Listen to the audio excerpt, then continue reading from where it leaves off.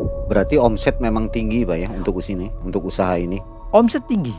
Bahkan untuk sekarang omset di desa kami itu 1 minggu kalau malam minggu hampir di atas 1 M. 1 M. Perputaran uang sirkulus ya. Luar biasa Pak ya. Ya. Dan suatu saat itu saya sama guru saya lah dikasih semacam baju. Tahu, saya juga nggak paham baju itu ada tulisan Arab, dan setiap malam mau sholat pakai, dan kelihatan baju itu setelah saya pakai kalau sholat, anak dan istri ngelihat bahwa baju itu bercahaya, bersinar. Pas malam minggu, pas lahirnya saya itu datanglah, saya habis sholat itu semacam kayak bola besar api untuk nabrak saya.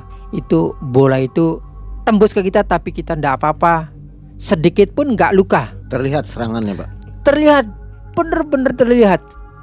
Sampai istri nangis, anak saya nangis, lagi tidur bangun karena suasana panas. Bagaimana kalau si Bapak ini mendengar Bapak tampil di YouTube dan mendengar kisah Bapak ini gimana? Justru saya untuk mengetuk pintunya dia, biar dia pun punya hati logowo. Dalam kata logowo tuh, oh iya, saya berbuat begini tuh salah.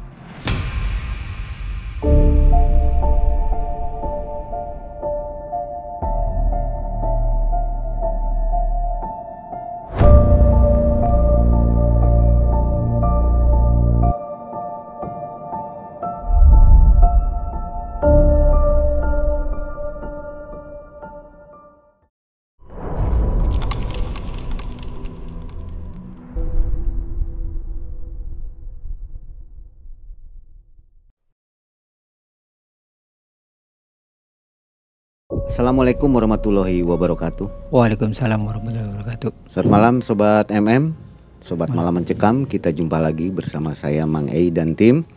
Hari ini kita kembali mengantarkan sebuah kisah nyata dari seseorang yang dialaminya di masa hidupnya. Hari ini sudah hadir Pak Sukadi di depan kita. Ya. Apa kabar Pak Sukadi? Kabar baik, sehat. Terima kasih sudah ke tempat MM Pak ya. Ya. Nah Pak Sukadi, tadi cerita di depan Pak Sukadi bilang mengalami gangguan atau disantet orang Pak ya. Disantet orang ketika berbisnis batu alam. Batu alam. Iya. Oke, batu alam tuh untuk apa Pak? Untuk pemasangan dinding rumah, taman. Ya. Ini Bapak disantet oleh siapa? Temen bisnis. Udah pasti. Nanti Yang, seudon loh Pak. Ya enggak, kita enggak seudon ya. Ya pasti kan nggak mungkin dari orang lain. Beda usaha. Ini kan jelas yang satu usaha kan yang istilahnya itu kan. Oke, saya penasaran nih Pak, nanti diceritakan ya. Sebelum kita cerita, Bapak saya kasih hadiah dulu Pak, biar ceritanya semangat Pak ya. Oke. Ini dari Malam Mencekam untuk Pak Sukadi, dipakai Pak ya. Ya. Jangan dipakai untuk ke sawah atau untuk tidur Pak. Pakai jalan-jalan. Jalan-jalan, iya. Ya, sayang maksud. Untuk sobat yang ingin memiliki t-shirt dari Malam Mencekam, silahkan membaca deskripsi, nanti bisa menghubungi admin karena ada 11 desain yang bisa Anda pilih. Baik, kita ke Pak Sukadi. Boleh tahu usia berapa nih Pak? Usia 47. 47 tahun. Iya. Profesi apa Pak? Profesi usaha. Wira swasta. Wira swasta. Di bidang batu tadi Di Pak, bidang ya? batu, iya. Oke. Itu gimana Pak kisahnya sampai Bapak tahu yang menyantet Bapak itu teman sendiri ya? Coba Pak, kita mau dengar kisahnya dari awal sampai akhir.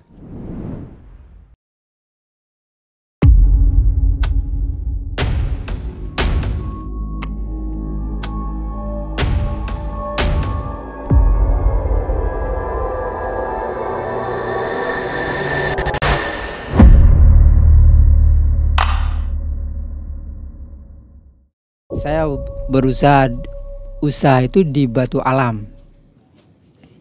Dalam perjalanan usaha, saat itu semua normal. Normal itu ya dalam kata normal semuanya, nggak ada kaitan apa-apa. Lepas dari mulai 2015 sampai 16 itu baru ada kendala. Dalam kendala itu banyak yang dihadapi oleh kita. Di antaranya banyak orang yang nggak senang ke kita.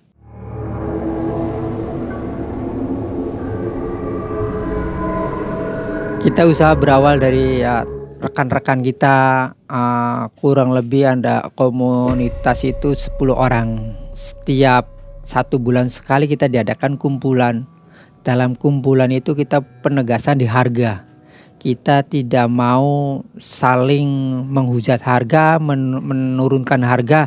Kita standar harga di pasar. Di pasar itu tidak ada anjlok, tidak ada naik, semua sama harga. Sama-sama bergelut di bidang batu, tapi kita pun sama-sama cari makan, menikmati apa yang kita jalani.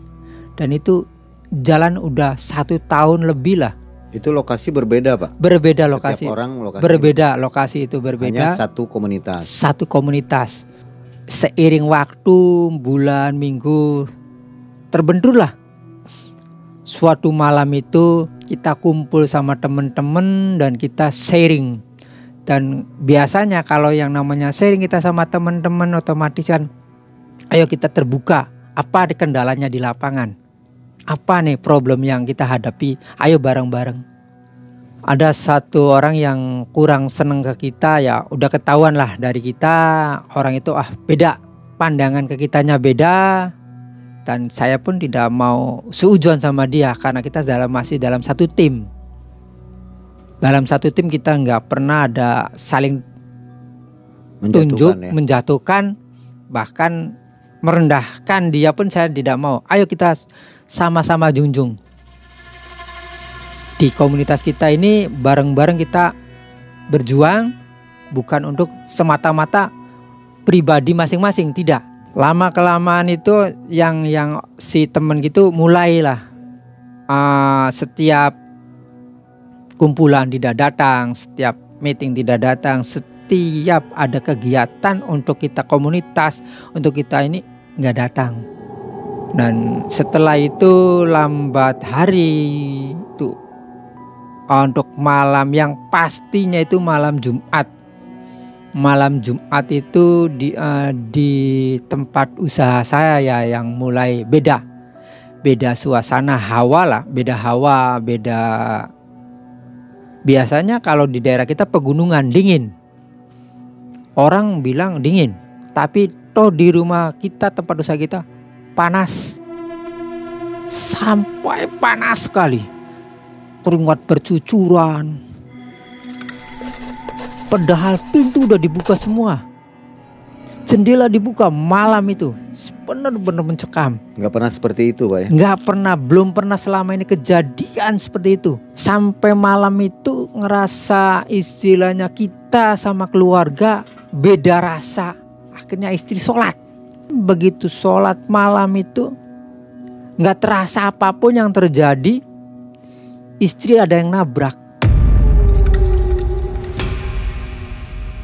Orangnya tinggi besar, matanya lebar, mulutnya gede dan bertaring.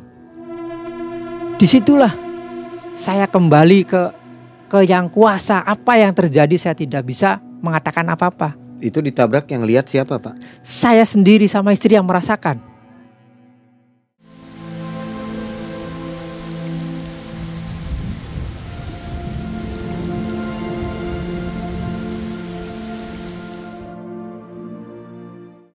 Istri pun sampai pingsan.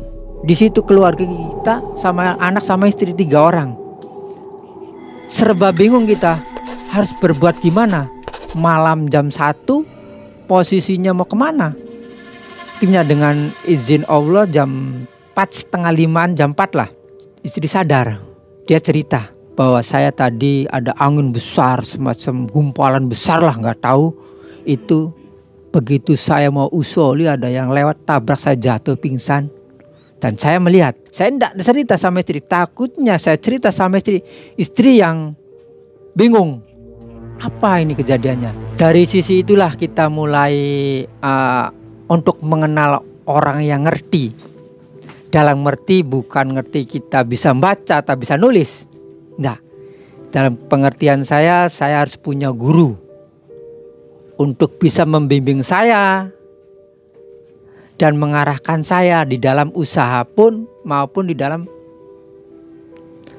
persaingan usaha. Nah, setelah itu kita sering ngobrol sama yang setidaknya di atas saya lah pengetahuan untuk masalah ini. Sering ngobrol, sering apa, datang setiap malam Jumat. Secara langsung saya mengadu. Keluhan saya begini. Oh ya udah. Emang kalau keluhan begitu, oke.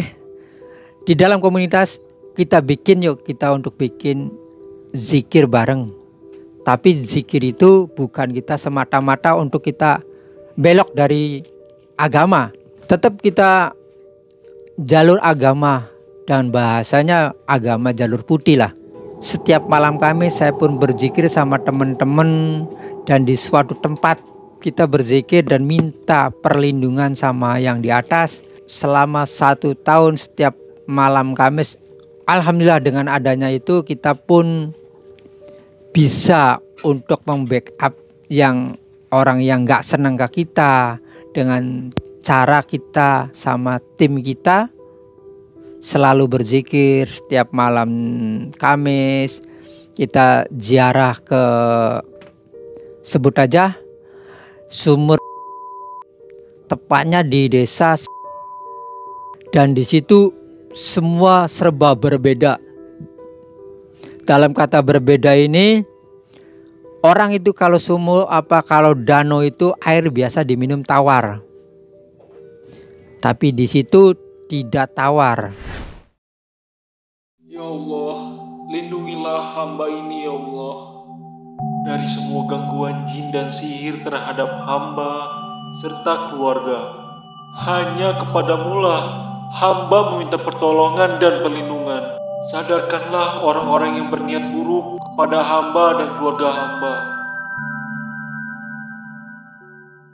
Setelah kita mau ke situ, otomatis kita air wudhu dulu, zikir bareng. Setelah zikir bareng, baru kita mandi di danau itu.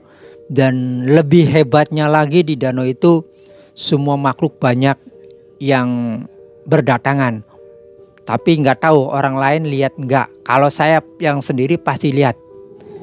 Di atas pohon besar itu ada kurang lebih 3-4 yang makhluk gaib, yang ada badannya besar, rambutnya panjang, putih. Sebelumnya Bapak ini memang bisa melihat makhluk gaib? Belum. Atau gimana? Belum. Atau yang melihat ini hanya Bapak saja atau teman-teman juga lihat? Tidak, saya bertanya ke teman-teman, kamu lihat apa tadi? Nggak lihat apa-apa. Jadi nampaknya hanya ke Bapak saja? Nampaknya ke kita. Begitu kita melihat sosok itu, ya bukan kita takut. Saya pengen ngobrol sama dia, apa sih maunya dia bisa nunjukin ke saya.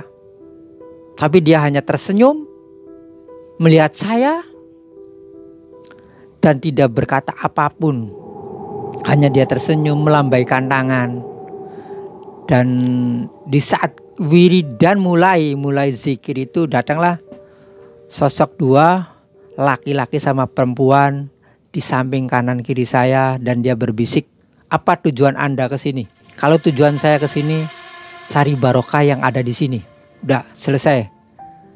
Dalam kata selesai itu ya dia langsung pergi. Dan begitu saya selesai itu kurang lebih jam 12 malam. Saya kalau habis zikiran itu kan otomatis kita bawa air yang dari sumur itu pulang. Sepulang di rumah itu saya langsung taburin air itu di tempat kita yang berjualan, di tempat kita usaha. Ya salah satunya kita buat penangkal. Kita minta dari yang jaga di sumur biar kita bisa punya backup. Setelah itu ya orang yang gak seneng sama saya itu mulai kelihatan di kita. Oh si A orang yang nggak seneng, oh si B yang nggak seneng melihat kita usaha semakin ke depan, semakin mapan, semakin banyak omset. Dan suatu hari kejadian yang paling aneh bagi saya dan keluarga saya. Malam-malam itu datang orang yang nggak dikenal sama saya. Dari manapun orang itu, saya tidak tahu. Ketok pintu, assalamualaikum, waalaikumsalam. Saya buka, ngobrol dia. Kamu mau lama nggak usaha? Saya bilang, saya usaha bukan mau sekali apa sehari 2 hari, untuk selamanya. Ya udah, emang kalau kamu mau selamanya usaha begini, kamu ikut saya. Nah, ikut dalam kemana nih? Dan dia pun tidak mau menjawab. Ya udah, kalau kamu nggak mau ikut sama saya, ya udah, saya nggak mau maksain kamu. Tapi satu saat saya datang lagi untuk menemui kamu. Apa yang terjadi saya tidak tahu. Nah malam itu orang itu pergi, itu begitu keluar dari pintu ya nggak tahu nggak kemana. Orang itu apakah utara, apakah selatan, apakah timur, saya nggak paham. Begitu lewat ya udah, pedal itu di luar lampu-lampu jalanan yang paling terang. Tapi orang itu nggak tahu kemana perginya, saya pun walam nggak tahu. Dan yang lebih saya menyedihkan lagi, pagi itu kurang lebih jam 5 saya setelah sholat subuh, di depan pintu ada sajen. Sajen itu isinya kelapa muda, bubur merah, bubur putih, air manis, air teh, sama kopi. Apa ini tujuannya? Dan saya yakin orang itu nggak mungkin bawa sajen itu, nggak mungkin. Kenapa? Gerbang tertutup semua, terkunci. Nggak mungkin orang loncat gerbang. Pagi saya lihat itu, saya ngobrol sama istri, apa nih yang terjadi? Ya udah, kita sama-sama ikhtiar. Dalam ikhtiar itu ya kita punya tujuan sama yang di atas. Kita niatnya bukan mau suujon sama orang. Mudah-mudahan orang itu bikin baik hati ke saya. Saya tidak mau menyelakai dia apapun, tidak. Saya nggak suujon sama dia. Sedikit pun saya tidak pernah mungkin suujon. Silakan dia maunya gitu, silakan. Dan lama kelamaan setiap pertemuan itu orang itu nggak datang. Dan dia selalu bahasanya, saya ada kegiatan lain dan saya ada kegiatan lain. Dan satu tim saya pun berbicara ke kita, ini ada apa? Saya nggak paham. Dan selama ini saya nggak pernah bikin masalah sama siapapun. Bahkan saya biar banyak omset, banyak apa, saya tidak pernah menunjukkan kemewahan apa, enggak ada. Nah setiap saya pulang dari, pokoknya dari hari Senin sampai hari Kamis itu, saya malam Kamis kan ke sumur ziarah. Ya kita minta barokahnya yang di sana. Dan itu kalau malam Senin udah beda acara, malam itu pasti ada aja yang mencekam di keluarga saya. Kadang-kadang suara yang menjijikan, semacam kayak kuntilanak lah, semacam kayak orang ketawa berbahak-bahak sampai pagi. Rasanya ya itu terus, seolah-olah dia tuh mengusik saya tidur. Satu keluarga dengar, Pak? Satu keluarga dengar. Kecuali kalau saya ziarah, pulang ziarah saya sebar air, nggak ada suara. Itu. Makanya dengan adanya itu saya lebih fokus untuk ziarah, kita belajar dari situ untuk mendekatkan diri. Bukan kita mau nyimpang, mendekatkan diri. Oh gini ya, kita yang namanya awal usaha, banyak godaan bukan dari orang, bukan dari usaha, tapi dari sesama pengusaha, sesama pembisnis. Dan emang yang namanya bisnis kejam, ya disitulah letaknya. Dia nggak berani dari depan, dari belakang. Dia nggak berani main keras, main halus. Dan suatu saat itu saya sama guru saya lah dikasih semacam baju. Tahu saya juga nggak paham baju itu ada tulisan Arab. Dan setiap malam mau sholat pakai. Dan kelihatan baju itu setelah saya pakai kalau sholat, anak dan istri ngeliat bahwa baju itu bercahaya, bersinar.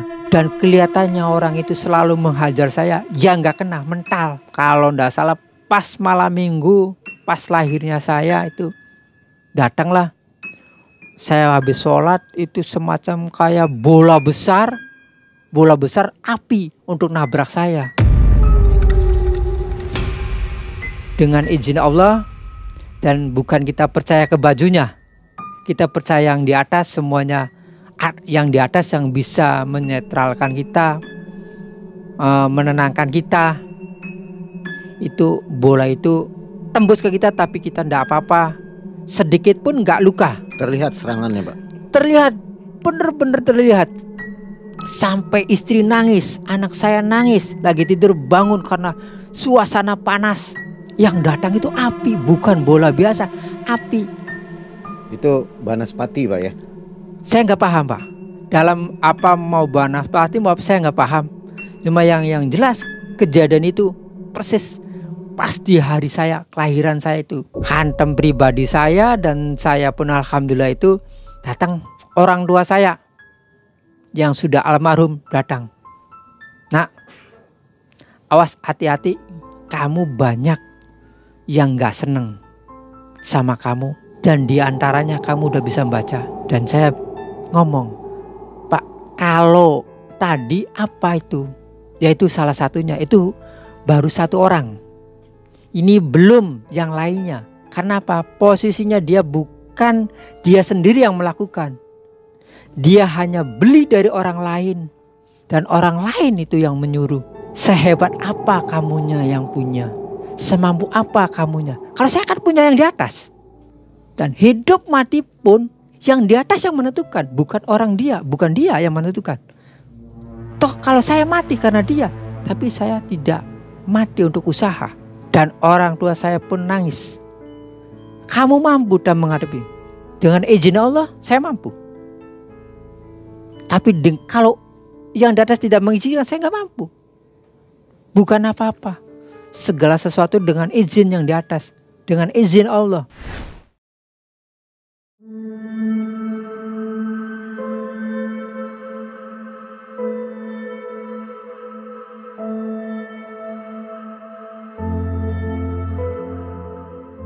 Ya dari menginjak malam minggu itu, selang 2 hari 3 hari baru dia terasa. Dalam kata terasa itu di kehidupannya dia. Dulu dia biasa seminggu ngirim 2 kali, 3 kali sampai 4 kali turun. Dan dia pun ngerasa mungkin tersisih dari semua kegiatannya, dia ngerasa tertutup semua. Bukan saya yang menutup, tapi dia sendiri yang menutup luang lingkup dia, pergaulan dia. Bahkan sampai di komunikasi dia secara tidak langsung tertutup semua. Dan dia bisu, dan dalam kata bisu bukan bicaranya bisu, di usahanya untuk membisu. Dan dia kembali ke awal. Dalam kembali ke awal itu dia merangkah lagi turun. Dari dulu orang banyak pemesanan, semakin kesini semakin mengurang. Semakin mengurang. Dan kalau saya ketemu sama dia, saya selalu berbaik hati. Dan dia pun perlu apa? Saya mendahulukan ngasih. Suatu saat itu saya selang beberapa bulan kemudian dia tuh mau punya hajat. Dan saya pertama yang ngasih, nih sumbangan dari saya, silakan. Ada rezeki sedikit, pergunakan dengan baik. Dan saya tidak menelah dia berbuat ke saya gini seujur apa, saya tidak. Saya tidak punya sedikit apapun tujuan saya untuk dendam pribadi apa, bahkan dendam keluarga saya tidak ada. Dan ketika saya datang untuk menyalami dia, menyambangi dia, dia seolah-olah kikuk di keluarganya. Apa ini yang terjadi? Saya tidak menerka dia yang mengguna-guna saya, mensantet saya. Saya tidak sedikit pun punya berpikiran arah ke situ. Awal yang baik, akhir pun yang baik. Dan dia dulu teman saya, sekarang pun teman saya. Dia tidak ada, ya saya ada, ya saya ngasih. Tidak mau saya di atas, tidak kenal yang di bawah. Saya tidak mau arah ke situ. Kita hidup wong Jawa, bahasanya seneng bareng seneng, blenak bareng blenak.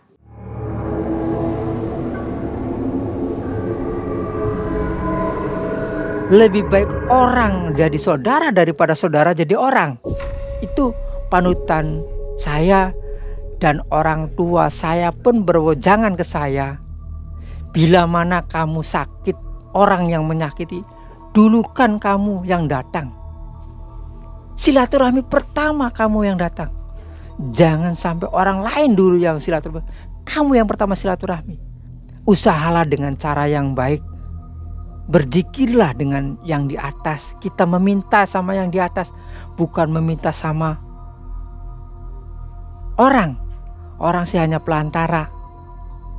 Bila mana orang itu kamu habis uang dan kamu pun dicaci maki sama orang itu, tapi sama yang di atas ada, tetap yang di atas lihat. Tidak ada pun tetap lihat, tahu semuanya.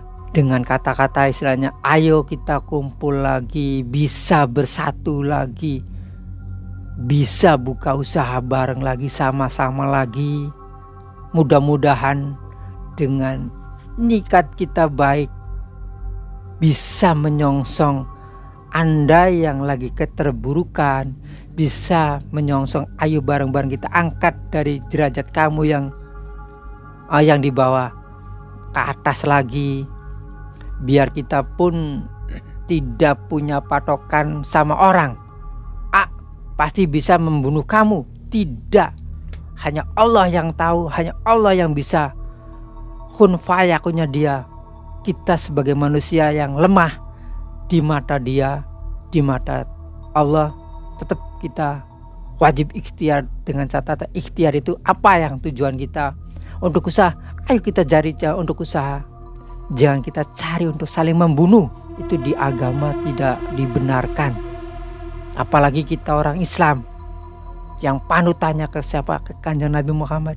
Kiblat saya ke Ka'bah. Selama masa itu berapa lama Pak? Dari masa santet-santet itu waktunya berapa lama itu? Itu kurang lebih hampir 4 bulan 5 bulanan. 4 bulan 5 bulanan. Iya. Tidak ada yang sakit keluarga Bapak? Mungkin sakit hanya panas ya, tapi itu mungkin wajar lah, namanya anak kecil. Tapi untuk di keluarga, ya alhamdulillah, ya bukan kita menyeleweng dari agama, menyeleweng dari kepercayaan kita ya. Saya waktu setiap zikir yang di sumur itu selalu saya air di tempat usaha dikelilingin saya tabur-taburin air. Ya tujuannya bukan kita mau percaya ke airnya. Barangkali inilah penolong kita. Tetap kita kembalinya ke Allah. Karena apa? Kita pun selalu memuja sama yang di atas. Selalu mulainya dengan bacaan bismillah. Selalu dengan selesainya kita membacaan alhamdulillah. Dengan izin Allah saya istilahnya bisa sampai sekarang ini bertahan Pak ya? Sampai sekarang saya bertahan. Orang ini setahu Bapak apakah sering melakukan hal seperti itu kepada yang lainnya? Setahu saya dia sering berbuat begini. Dimana dia istilahnya orang itu dia nggak senang pasti berbuat. Dan itu bukan ke saya saja. Banyak teman-teman saya, mungkin saya kesekian kalinya, mungkin saya bisa jadi ke pertama kali, tapi yang jelas kejadian yang saya alami ini, begitu kita obrolan sama teman yang jauh, bukan di wilayah kita ya, jauh keluar, sama diinfokan ya, orang itu gitu. Kalau dia nggak senang, ya udah dia mainnya selalu gitu. Senang melakukan Senang untuk orang melakukan santet orang dan Tujuannya siapa? Tujuan saya ya istilahnya positifnya saya, jeleknya saya. Mudah-mudahan lah kita tidak ada jeleknya saya, bahwa dia tidak secara langsung tidak gentleman. Dia berani main di belakang. Dia menyuruh orang. Padahal lokasi Batu Alam itu berbeda Pak ya. Apa dia menginginkan lokasi Bapak? Atau bagaimana Pak? Sampai dia berbuat itu ya. Yang jelas dia iri. Iri di perjalanan bisnis. Padahal lokasi berbeda kan Pak? Berbeda lokasi. Dia pun punya lokasi sendiri. Dia pun punya bisa dikatakan dia punya pengiriman sendiri, bukan lokasi ya, pengiriman sendiri. Dia punya agen sendiri dan dia punya supplier sendiri. Dan saya Beda dengan Bapak kan sama, penerimanya. penerima beda, bukan satu orang. Iya. Itu ada beberapa tempat untuk pengiriman, saya pun ada beberapa tempat dan saya pun tidak mau mengganggu pengirimannya dia. Dan dia pun tidak mengganggu pengiriman saya.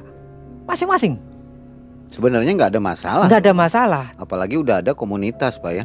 Harga akan stabil. Stabil. Cuma ya itu, dia yang nggak seneng mungkin rating kita kok. Emang awal usaha dia duluan. Lebih maju. Lebih awal usaha untuk di Batu daripada saya.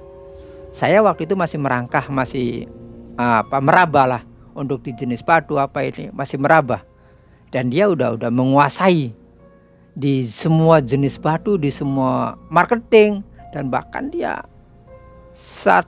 sering keluar kota untuk survei tempat, untuk survei agen-agen yang di sana. Saya enggak. Berarti omset memang tinggi Pak ya untuk usaha ini. Omset tinggi. Bahkan untuk sekarang omset di desa kami itu 1 minggu kalau malam minggu hampir di atas 1 M. 1 M. Perputaran uang sirkulus ya. Luar biasa Pak ya. Ya. Makanya dari situ timbullah masalah ini. Mungkin Pak. Bisa jadi kalau saya tidak seujuan Pak ya. Akhirnya si Bapak itu bagaimana Pak kehidupannya sekarang ini? Untuk sekarang saat ini ya dia bisa dikatakan hidup tidak mau mati pun segan ya. Jare wong Jawa sih numpang urip. Sudah tidak ada yang percaya lagi. Secara garis besar itu. Dan orang segelintir orang udah menjauhi dari dia karena dia selalu berbuat yang tidak senonoh itu. Berpikiran orang-orang sekitar yang lainnya, jangan-jangan saya kesekian kalinya nantinya. Saya tidak mau kepancing arahnya ke situ. Udahlah, kita di koridor masing-masing. Saya tidak mau untuk mengenal lebih dalam sama dia di usaha apapun. Ya sekarang dia posisinya apa ya? Masih merayap. Kembali dari nol. Dan dia pun dengar saya nggak tahu istilahnya apa ini, sama keluarga udah bercerai nggak tahu kemana arahnya. Saya pun tidak tahu, mungkin istrinya lebih mengenal ya karakter dia. Kalau saya hanya mengenal di batas pertemanan Pak ya? Pertemanan. Bagaimana kalau si Bapak ini mendengar Bapak tampil di YouTube dan mendengar kisah Bapak ini gimana? Justru saya untuk mengetuk pintunya dia, biar dia pun punya hati logowo. Dalam kata logowo tuh, oh iya, saya berbuat begini tuh salah. Dalam kata salah, apa sih untungnya? Apa sih hasilnya? Bahkan sampai saya pun punya tidak ada, hanya untuk membelai apa yang diharapkan. Semuanya musnah. Semuanya musnah, nggak ada tapak, nggak ada bekas. Karo wong Jawa sih kita soson makaya, tapi mangani dukun bae. Dukun kang lemu, kita makaya kurus. Ya betul. Kan gitu. Betul. Bapak ini berarti menyelesaikan masalah santet tidak pergi ke dukun lagi. Tidak. Diselesaikan dengan sendiri Pak ya. Sendiri. Keyakinan kepada Allah. Kepada Allah. Jadi ya. bisa saya simpulkan bahwa segala sesuatunya itu jangan kembali percaya ke dukun lagi Pak ya. Betul. Betul. Obati sendiri. Sendiri, kembali ke sendiri, istilahnya kita kepercayaan sama yang di atas. Yang di atas pun insya Allah tidak tidur. Ya, insya Allah ada kesembuhan Pak ya. Iya. Baik, mungkin ada tambahan barangkali Bapak sodakohnya bagus atau apa mungkin bisa disampaikan untuk penonton Ya sebagai tameng Pak Ya. istilahnya. Untuk istilahnya untuk penonton YouTube MM yang berbahagia, saya berpesan ke semua masyarakat, banyak-banyaklah kita berzikir, banyak-banyaklah kita sodako. Itu yang bisa menolong kita di dunia pun, di akhirat pun, itu hanya yang bisa menolong. Bukan kita hanya makan, minum, kenyang, tidak.